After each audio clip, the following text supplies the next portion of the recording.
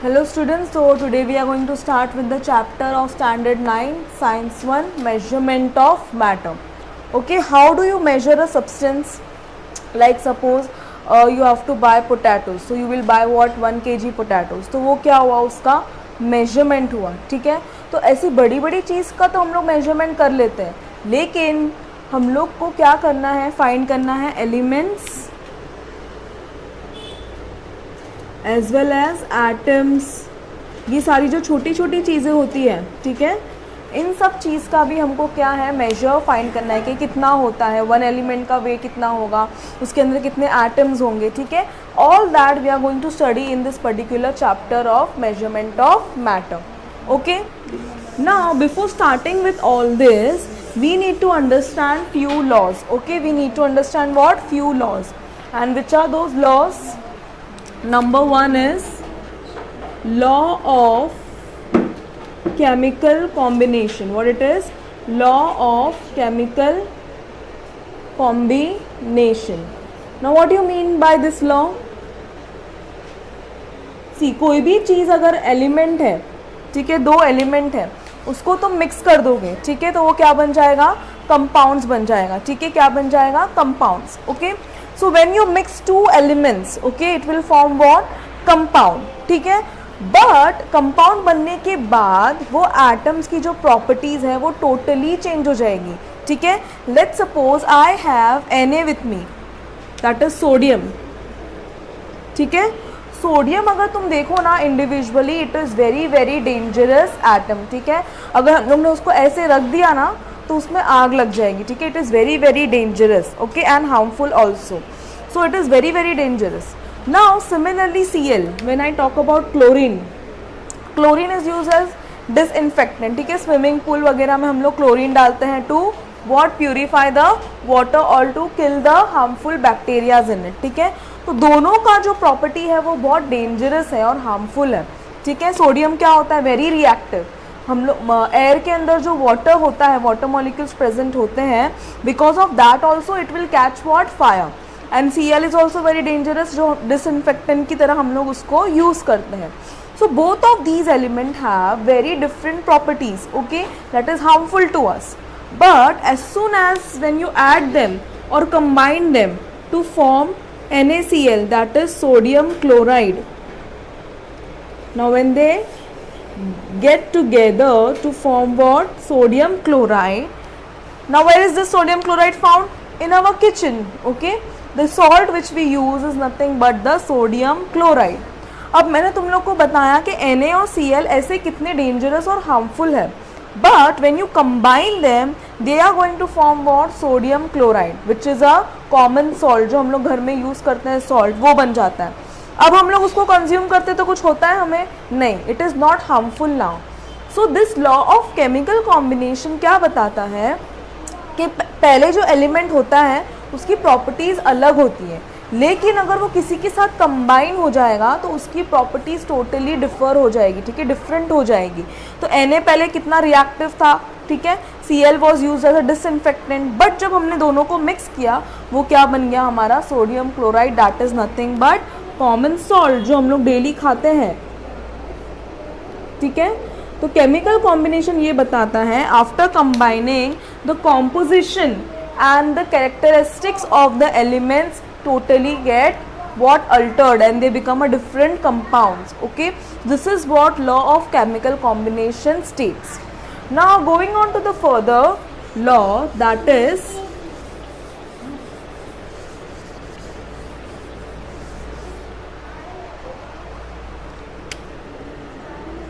law of conservation of matter. Okay, law of conservation of matter.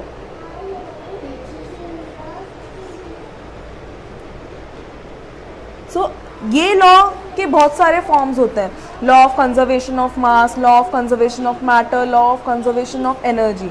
All these law, जहाँ पे भी word conservation आता है, इसका मतलब it can neither be created nor be destroyed. Okay, ये चीज़ ना हम क्रिएट कर सकते हैं ना हम लोग उसको टोटली डिस्ट्रॉय कर सकते हैं. ठीक है, तो कंजर्वेशन ऑफ मैटर में भी वही बोला जाता है कि जितना भी हम लोग रिएक्ट करवाएंगे उतना ही प्रोडक्ट बनेगा, ठीक है। For example suppose I have 4 hydrogen, okay, and 2 oxygen. So मुझे कितना वाटर मिलेगा? वाटर का फॉर्मूला सबको पता है, H2O होता है, ठीक है। बट मेरे पास 4 हाइड्रोजन है और 2 ऑक्सीजन है, तो मुझे कितना मिलेगा? 2H2O मिलेगा। कितना मिलेगा? 2H2O। तो जितना मैंने रिएक्टेंट लिया मुझे प्रोडक्ट भी उतना मिला ना। What is this? This is my reactants and this is my product, ठीक है। यहाँ पे भी 4 हाइड्रोजन है, यहाँ पे भी 2 2 4 हाइड्रोजन है, यहाँ पे 2 ऑक्सीजन है, यहाँ पे भी कितना है? 2 ऑक्सीजन। और हम लोग ऑक्सीजन को 2 ऐसे नहीं लिखेंगे, ठीक है, we write it as O2, ठीक है। तो क्या हो जाएगा? वो 2 O में स्प्लिट होके क्या बनाएगा? वाटर बनाएगा, ठीक है। So this is how law of conservation of matter is what verified, के जितना भी रिएक्टेंट लोगे उतना ही अमाउंट ऑफ प्रोडक्ट तुमको मिलेगा, ना इससे ज़्यादा ना इससे कम, ठीक है। So this is what conservation of matter, law of conservation of matter. The amount of reactants which you use, that much amount of product will be formed, okay. Now moving on to the last law is law of definite proportion, or you can say constant proportion. Law of definite or constant proportion.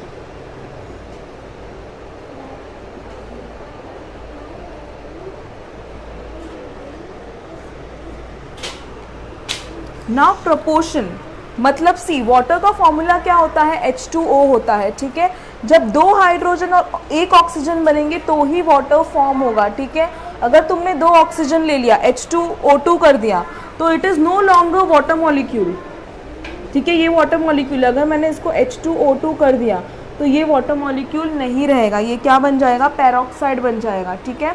So water का जो formula है या proportion में जितने भी elements है, मतलब 2 hydrogen और 1 ऑक्सीजन होना चाहिए, यही प्रपोर्शन जब हम लेंगे तो मुझे वाटर मिलेगा, ठीक है। उसके अलावा अगर मैंने कोई भी दूसरा लिया तो मुझे वाटर नहीं मिलेगा, भले ही उसके अंदर है हाइड्रोजन और ऑक्सीजन ही, ठीक है, दोनों में है हाइड्रोजन और ऑक्सीजन ही, लेकिन उसका जो प्रपोर्शन है, जो उसकी मात्रा है, वो भी हमको उतनी ही लेनी है, ठीक है, जितना हमको पता है कि वाटर H2O से बनेगा तो वो H2O से ही बनेगा। Now let's suppose I have to form 9 grams of water, ठीक है। What I have to do? I have to form 9 grams of H2O, ठीक है। सो ऑक्सीजन कितना होता है? 1 gram, ठीक है। तो 1 gram of O2 I will take, ठीक है, एंड 8 grams ऑफ हाइड्रोजन, ठीक है। 1 gram of O2 and 1 gram of oxygen I will take, 1 gram of oxygen and 8 grams of hydrogen, 8 + 1 I will get what? 9 grams। तो it is fixed कि मुझे 1 gram ही oxygen लेना है और मुझे 8 grams ही hydrogen लेना है, ठीक है, तो ही मुझे 9 grams ऑफ वाटर मिलेगा। That means the ratio of oxygen hydrogen with oxygen is how much? Hydrogen का मॉलिक्यूलर वेट कितना होता है? 1, लेकिन हम लोग ले रहे हैं यहाँ पे 2 हाइड्रोजन, इसलिए वो हो गया 2। ऑक्सीजन का मॉलिक्यूलर वेट होता है 16, अभी के लिए याद रखो सिर्फ। तो द फॉर्मूला बिकम्स 1:8, ठीक है। तो कभी भी हाइड्रोजन और ऑक्सीजन हम लोग 1:8 के पोर्शन में लेंगे तो ही मुझे वाटर मिलेगा। अगर मैंने इसमें कोई भी चेंजेस किया तो I will not get water molecule, okay. So ये कांस्टेंट प्रोपोर्शन, जैसे कि CO2 है, that is carbon dioxide, that I know. अगर CO2 की जगह मैंने CO ले लिया, मैंने प्रपोर्शन चेंज कर दिया कार्बन और ऑक्सीजन का, तो वो CO हुआ तो वो कार्बन मोनोऑक्साइड बन जाएगा, ठीक है। It will no longer remain a carbon dioxide. तो जो हम लोग कितना कार्बन लेना है, कितना ऑक्सीजन लेना है, वो फिक्स्ड होता है, दैट इज कॉन्स्टेंट, ठीक है, everywhere. So that's what law of constant proportion से, मतलब जो जितना कांस्टेंट में या जितना प्रपोर्शन में होता है उतना ही लेना होगा, ठीक है। You can not change the composition of that और द प्रपोर्शन ऑफ दैट, ठीक है। So this is called as what? Law of constant proportion. मतलब यहाँ पे इंडिया में H2O है, यूएस में भी H2O H2O ही होगा, वहाँ पे जाके उसका कोई फॉर्मूला चेंज होने वाला नहीं है या उसका कोई भी प्रपोर्शन चेंज होने वाला नहीं है. So these were the 3 laws. ठीक है, law of chemical combination, law of conservation of matter and law of constant proportion. Chemical combination मतलब क्या, सब्सटेंस की पूरी प्रॉपर्टी चेंज हो जाती है after becoming a compound. From element से when it becomes a compound it will change its property. Conservation of matter, the amount of reactant you react, that much amount of product you are going to get. Then law of constant proportion is, जो proportion होता है H2O that is 1:8, जो उसका ratio है वो fixed होता है. अगर तुमने 1 हाइड्रोजन लिया ग्राम में तो 1 ऑक्सीजन लिया तो 8 ग्राम ऑफ हाइड्रोजन लेना है, ऐसा फिक्स्ड होता है. ठीक है, that is called as what, constant proportion, law of constant proportion. On to the next part, we are going to study about atom. ठीक है, एटम की साइज, ठीक है, मास ऑफ इट, ठीक है, and valency. Okay, so what we are going to deal with, atom का size, mass and valency. ठीक है, atom you all know it consist of what, this is an atom. ठीक है, this is what, nucleus. In nucleus there is what, proton and neutrons. ठीक है, protons और neutrons दोनों present होते हैं and surrounding it is what, electrons. ठीक है, ऐसे उसके ऑर्बिट में कितने होते हैं, इलेक्ट्रॉन्स प्रेजेंट होते हैं. तो this is called as an what, atom. Okay, ये क्या होता है, atom. Now in atom there is what, center part, nucleus. ठीक है, मुझे क्या डिटरमाइन करना है, एटम की साइज डिटरमाइन करनी है. So how will I do that, what I will take the center. ठीक है, सेंटर से लेके आउटर मोस्ट ऑर्बिट, अगर समझो एक और ऑर्बिट होता है, ठीक है, तो वहाँ तक पूरा पार्ट, ये जो डिस्टेंस होता है, ठीक है, ये सर्कल में क्या हम लोग रिप्रेजेंट करते हैं उसको, रेडियस. ठीक है, सो रेडियस. तो अगर एटम का मुझे रेडियस मालूम पड़ गया, that means I will know the size of the atom. ठीक है, if I got to know the radius of the atom that means it is its size. ठीक है, जितना वो छोटा, जितना वो बड़ा होगा उतना ही एटम का भी साइज बड़ा और छोटा होगा. ठीक है, and this radius is always in 10⁻⁹ -9 metres में होता है वो. ठीक है, कितने में होता है, 10⁻⁹, मतलब very very small. We all know that atom is the tiny and the smallest part in the universe. अब उसी का अगर मुझे साइज फाइंड करना है, so it will be very very less, that is 10⁻⁹ metre. ठीक है, मतलब 0.00000 ऐसे 9 टाइम्स आएगा.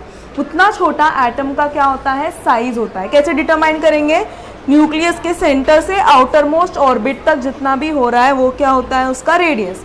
रेडियस बड़ा छोटा तो एटम का भी साइज बड़ा और छोटा होगा. Clear? And it is almost around 10⁻⁹ meter. And it is so less that हम लोग उसको ऐसे स्केल से तो मेजर नहीं कर सकते. We need a what? Microscope. Microscope लेके हम लोग उसका क्या करते हैं, साइज डिटरमाइन करते हैं and it comes out to be 10⁻⁹ metre something. ठीक है, this is how we calculate और determine the size of the atom. ठीक है, पूरा स्पीयर हम लोग नहीं कैलकुलेट करते हैं एटम का, हम लोग सिर्फ रेडियस कैलकुलेट करते हैं. And if radius is less and more we can understand that the size of the atom will be less और more. Okay, now coming on to the mass, how to determine the mass of an atom. ठीक है, अब मैंने बोला nucleus के अंदर क्या present होता है, nucleus consist of protons and neutrons. ठीक है, and protons and neutrons together हम लोग कैसे प्रोनाउंस करते हैं उसको, न्यूक्लियॉन्स. कैसे बोलते हैं हम लोग उसको, न्यूक्लियॉन्स. ठीक है, proton and neutrons together the number that is called as nucleons. ठीक है, एटम का जो पूरा मास होता है ना वो सेंटर में होता है. ठीक है, जैसे हम लोग ने ड्रॉ किया था अभी atom, this is what, my nucleus. ठीक है, तो जो एटम का मास है ना ये पूरा सेंटर पे आएगा. ठीक है, पूरा सेंटर पे एक्यूमुलेट होगा वो. ठीक है, that's why we calculate the mass of the atom using nucleus. ठीक है, न्यूक्लियस में क्या होता है, प्रोटॉन्स एंड न्यूट्रॉन्स.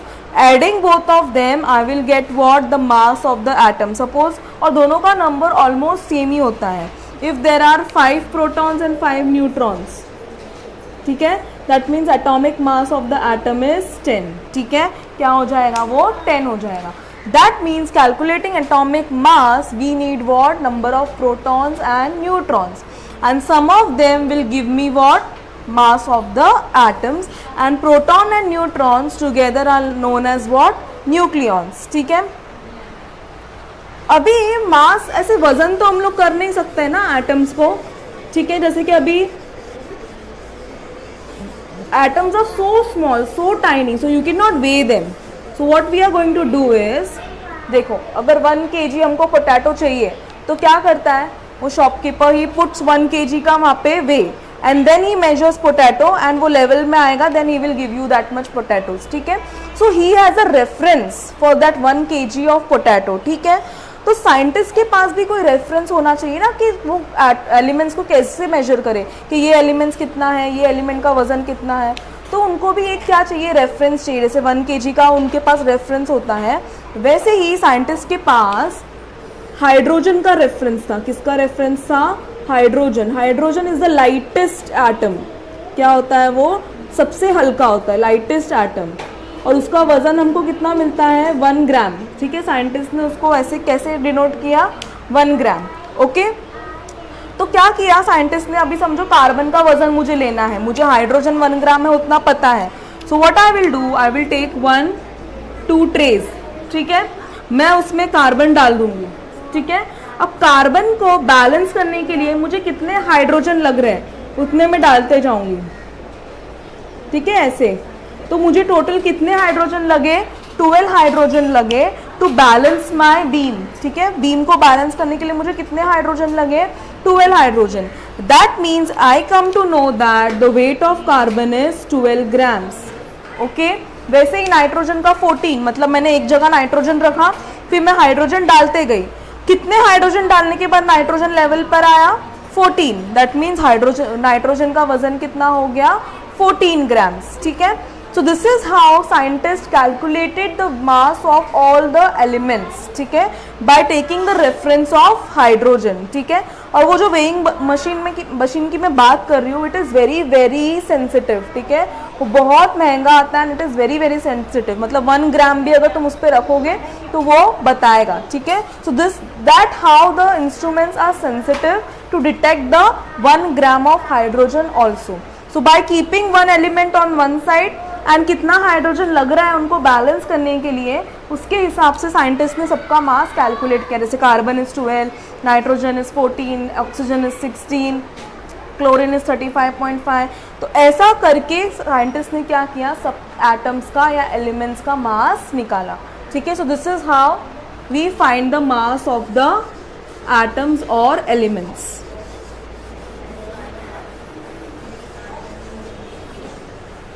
ठीक है, और अगर मुझे कोई पूछेगा, ठीक है, कार्बन का वजन क्या था, हमने देखा 12 ग्राम्स. ठीक है, वो कैसे आया? क्योंकि कार्बन के पास 6 प्रोटॉन्स था, 6 न्यूट्रॉन्स था, and together it will form what? 12 gram of carbon.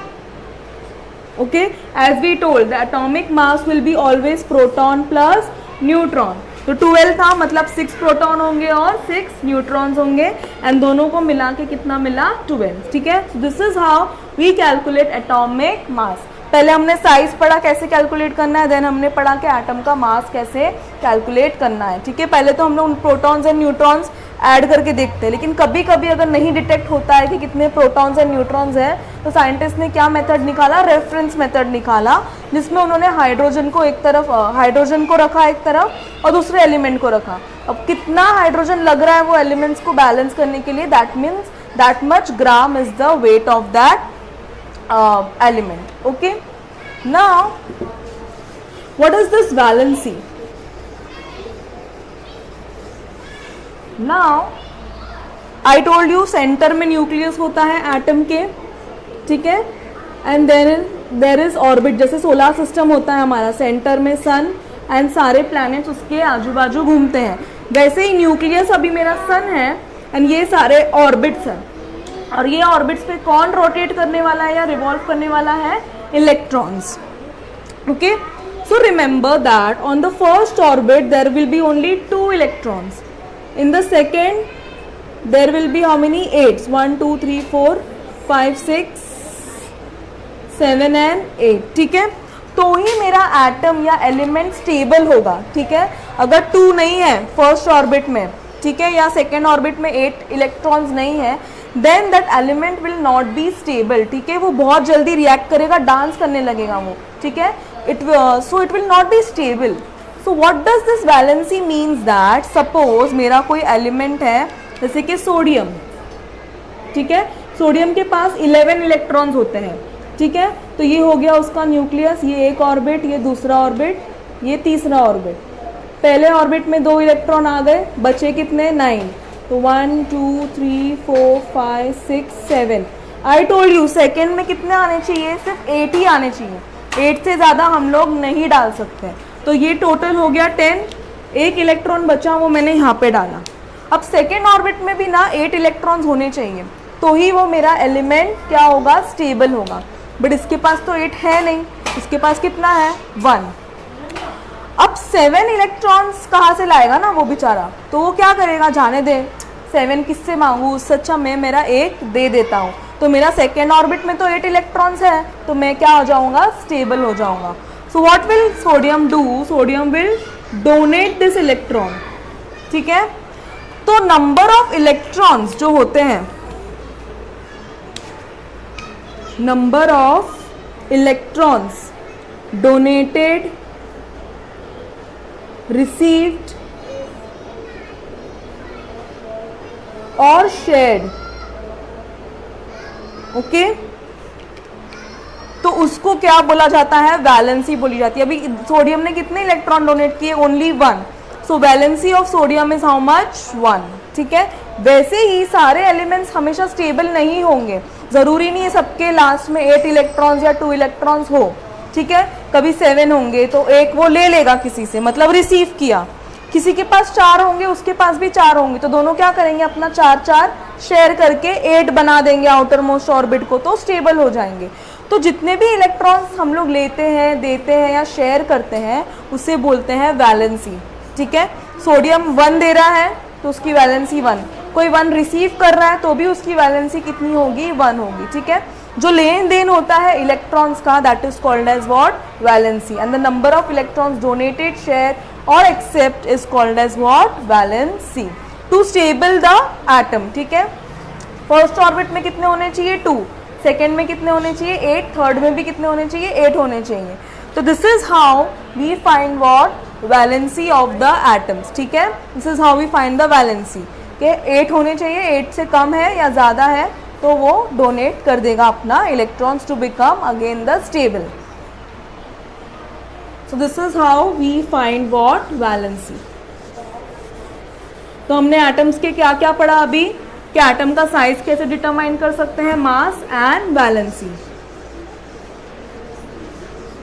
Study something about chemical symbols, chemical symbols of element. Okay,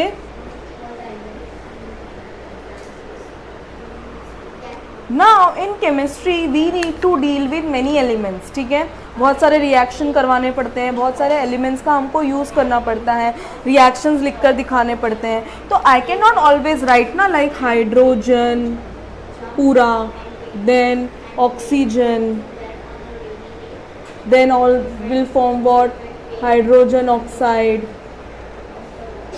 or water, whatever it is. ठीक है, तो ये लिखना बहुत ज़्यादा टाइम कंज्यूमिंग होता है. ठीक है, कि पूरा सेंटेंस लिखो, पूरे वर्ड्स लिखो. ठीक है, और ऐसे कितने सारे एलिमेंट्स होते हैं, तो कब तक लिखते बैठेंगे ना. तो what did scientist do, they find a way कि हम लोग क्या करेंगे, हर एक एलिमेंट के लिए एक सिंबल दे देंगे. ठीक है, तो हाइड्रोजन की जगह वो सिंबल लिखेंगे, ऑक्सीजन की जगह वो सिंबल लिखेंगे. तो व्हाट दे डिड, हाइड्रोजन के लिए वो लोग ने ऐसे फॉर्म किया, डॉट एंड सर्कल. कॉपर के लिए ऐसे सी और उसका सर्कल. ठीक है, ऐसे अलग अलग प्लस माइनस स्लैश, ऐसे बहुत सारे अलग अलग फॉर्मेट में वो लोग ने क्या किया, एलिमेंट्स को सिंबलाइज किया. बट टू रिमेंबर कि हाइड्रोजन का डॉट एंड सर्कल है, कॉपर का ये है, कार्बन का ये है, इट इज़ वेरी हार्ड। अब सिंबल याद करेंगे तो ही और अब टाइम चला जाएगा अपना, ठीक है। तो ये मेथड जो था सिंबल का वो ठीक था, लेकिन जो सिंबल यूज़ कर रहे थे साइंटिस्ट वो फिजिबल नहीं था यूज़ करने के लिए। तो फिर एक पूरे साइंटिस्ट की टीम मिलकर क्या डिसाइड किया गया कि हम लोग क्या करेंगे, एलिमेंट्स के इनिशियल लेटर्स का क्या करेंगे, सिंबल बनाएंगे। क्या करेंगे, इनिशियल लेटर्स का सिंबल बनाएंगे। जैसे हाइड्रोजन के लिए H ले लिया, ऑक्सीजन के लिए O, कार्बन के लिए C। Now sometimes what happens, C से बहुत सारे एलिमेंट्स होते हैं, कार्बन, कॉपर, कोबाल्ट, ठीक है। तो क्या करेंगे हम लोग कि कार्बन C है तो कॉपर क्या हो जाएगा, Cu हो जाएगा, ठीक है। कोबाल्ट क्या हो जाएगा, CO हो जाएगा। और जो भी हम लोग सेकेंड लेटर लिखते हैं ना एलिमेंट का, वो हमेशा स्मॉल लेटर होना चाहिए। क्या होना चाहिए, small letter. So if by chance एक ही लेटर से बहुत सारे एलिमेंट्स आ रहे हैं तो हम लोग उसमें एक सेकेंड लेटर भी ऐड कर देंगे, ठीक है, टू क्या डिफर देम, कि ये C से मतलब कोई भी नहीं हो सकता। C मतलब कार्बन, Cu मतलब कॉपर और CO मतलब कोबाल्ट। तो this is how scientist made the symbols for different elements. And जो सेकेंड लेटर हम लोग लिखते हैं, जैसे कि Na लिखते हैं, you should not right Na like this, it is wrong. Always right N capital and A small. Chlorine के लिए C कैपिटल L स्मॉल, ठीक है। This is the way of writing the symbols for the elements, ठीक है। and this particular method of writing the symbols of the element was made by what, IUPAC। किसने suggest किया, ये IUPAC। And IUPAC क्या होता है, International Union of Pure and Applied Chemistry. Okay, what is the full form of IUPAC? It is called as International Union of Pure and Applied Chemistry। Okay, Pure and Applied Chemistry, ठीक है। जैसे बहुत सारे associations होते हैं ना, वैसे ये एक एसोसिएशन है केमिस्ट्री का वर्ल्ड वाइड, ठीक है। तो IUPAC मतलब international Union of Pure and Applied chemistry. तो ये एसोसिएशन वाले साइंटिस्ट ने क्या किया, ये सिंबल्स क्या किए वो लोग ने बनाए। तो ये सिंबल्स पूरे यूनिवर्स में हम लोग यूज़ करेंगे। अगर तुम इंडिया में हो तुम्हारे लिए भी हाइड्रोजन H है, तुम अमेरिका में हो तो भी तुम्हारा हाइड्रोजन H ही होना चाहिए, मतलब होल वर्ल्ड में, ठीक है। Everywhere in the world this symbols are fixed. Okay, you can not change them और you can not use any other symbols for any other elements, ठीक है। ये इन लोग ने बना दिया है, अब हमको वही यूज करना है, ठीक है। तो this is how chemical symbols of element were formed और made to do what, to what, for our convenience and to save time, ठीक है। क्योंकि पूरे वर्ड्स लिखेंगे तो बहुत ज़्यादा टाइम लगता है, that's why we make what, formulas बनाते हैं हम लोग। नाउ ये तो ठीक है, चलो फॉर्म सिंबल्स तो हमने बना दिया, लेकिन समटाइम्स इन दैट सिंबल और element there are 1 or 2 elements present, ठीक है। तो वो कैसे रिप्रेजेंट करेंगे हम लोग,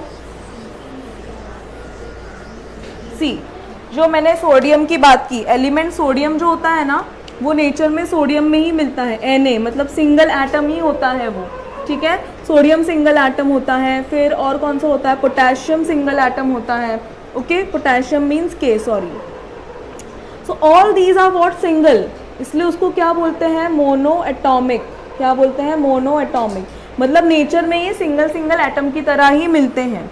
लेकिन कोई कोई एलिमेंट्स जो हैं वो हमेशा जोड़ी में ही मिलेंगे, जैसे कि H2, O2, N2, Cl2, ठीक है। ये सारे क्या है, डाई एटॉमिक, मतलब तुमको नेचर में कभी भी ऑक्सीजन O, कभी भी हाइड्रोजन H ऐसे नहीं मिलेगा, हमेशा वो लोग पेयर में मिलेंगे या जोड़ी में मिलेंगे। तो कभी भी कोई चीज़ जोड़ी में या पेयर में होती है उसको क्या बोलते हैं, मॉलिक्यूल, ठीक है। एंड ये क्या है, डाई एटॉमिक मॉलिक्यूल्स। ये क्या होता है, डाई एटॉमिक मॉलिक्यूल्स। वैसे ही 2 की जगह ज़्यादा भी हो सकता है, जैसे सल्फर क्या होता है नेचर में, कैसे मिलता है सल्फर, S8, ठीक है। तो 2 से ज़्यादा हो गया या 1 से ज़्यादा हो गया तो उसको क्या बोलते हैं हम लोग, पॉली एटॉमिक, मॉलिक्यूल, क्या बोलते हैं, पॉली एटॉमिक मॉलिक्यूल। एंड वो नंबर हम लोग वो एलिमेंट के नीचे ऐसे सबस्क्रिप्ट में लिखते हैं, ठीक है।